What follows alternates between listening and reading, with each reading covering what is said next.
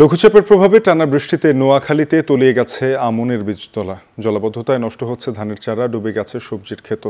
সব হারিয়ে বিপাকে পড়ছেন কৃষক। এ বিষয়ে বিস্তারিত জানাতে নোয়াখালীর সুবর্ণচর থেকে যুক্ত হচ্ছেন সহকর্মী নাসিম শুভ। নাসিম, জানাবেন বীজতলা থেকে বীজতলা রক্ষায় কোনো উপায় আছে কিনা, কৃষকরা কি বলছেন, কি করছেন এই সময়? শাফিন, আপনার কথা দিয়ে শুরু করতে চাই। আসলে এই সব হারিয়ে নিঃস্ব নোয়াখালীর এই অঞ্চলের কৃষকরা। কৃষি সম্প্রসারণ অধিদপ্তরের তথ্য মতে নোয়াখালীতে চলতি আমন মৌসুমে প্রায় 1,74,000 হেক্টর জমিতে আমন আবাদের লক্ষ্যমাত্রা নির্ধারণ করা হয়েছিল, যার জন্য কিন্তু প্রায় 9,000 হেক্টর জমিতে বীজতলাও প্রস্তুত করা হয়েছিল। তো সেই 9,000 হেক্টর জমিতে যে বীজতলা প্রস্তুত করা হয়েছিল সবগুলো কিন্তু ইতোমধ্যে পানিতে তলিয়ে গেছে। সেই সকল বীজতলা থেকে যেসব জায়গায় ধানের চারা লাগানো হয়েছিল সেগুলো সব নষ্ট হয়ে গেছে। এছাড়া প্রায় 5,500 হেক্টর জমিতে যে সবজি আবাদ করা হয়েছিল সব কিন্তু পানিতে নষ্ট হয়ে গেছে, তলিয়ে গেছে সকল মাছের ঘের।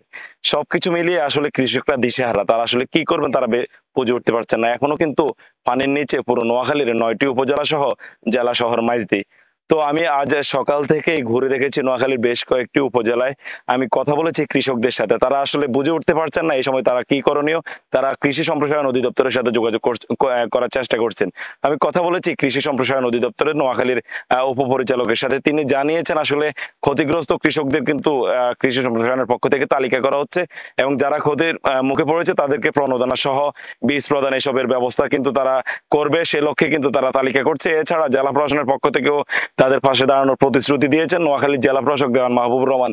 তিনি আসলে আমাদেরকে জানিয়েছেন চলতি জলাবদ্ধতায় নোয়াখালীর কৃষকরা যে ক্ষতির মুখে পড়েছে সেটি আসলে অপূরণীয়। তারপরেও কৃষকদের পাশে কিন্তু জেলা প্রশাসনের পক্ষ থেকে দাঁড়ানোর জন্য সর্বোচ্চ চেষ্টা করা হবে এবং পানি কমলেই কৃষকরা যাতে তাদের জমিতে ফসল আবারও পুনরায় চাষ করতে পারে সেজন্য যতটুকু সহযোগিতা করা দরকার জেলা প্রশাসনের পক্ষ থেকে কিন্তু ততটুকুই করার জন্য তারা সম্পূর্ণ প্রস্তুত আছে।